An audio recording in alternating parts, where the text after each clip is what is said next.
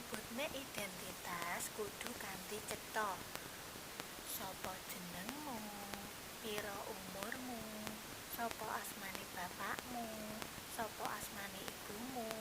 Sapa jenenge sedulurmu? Lan ngendi alamat omahmu. Sakniki Bu Guru bakal menehi contoh utawa tuladha. Kaping pisan iku identitasku. Nah iki jenengku Nina. Aku kelas 1. Sekolahku ana ing Min 5 Sukoharjo. Guruku asmane Bu Siti.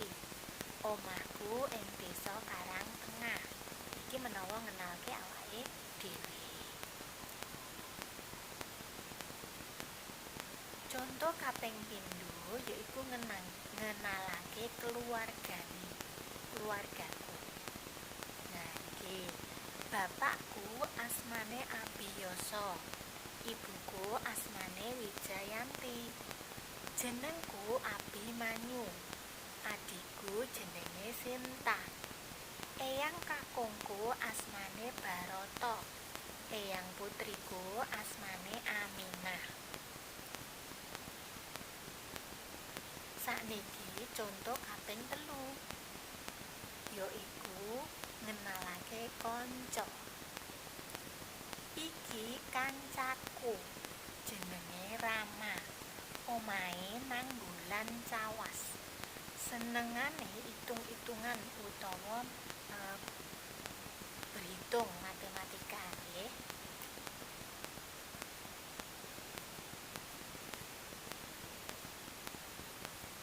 Menawa arep kenalan aja lali takon jenenge.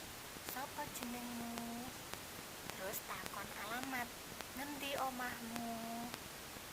Takon sekolahe, nek wis sekolah, ngendi sekolahmu? Takon jenenge wong tuwa, asmane bapakmu sapa? Nah, sakniki pun mudeng to nek ajeng kenalan. Nah, sakniki coba kenalno awakmu dhewe nganggo basa Jawa. Cukup direkam swara, banjur kirimno rekamanmu ngene WA wali kelasmu dhewe-dhewe. Nggih, pun sakniki digarap nggih. Semangat nggih anak-anak. Assalamualaikum warahmatullahi wabarakatuh.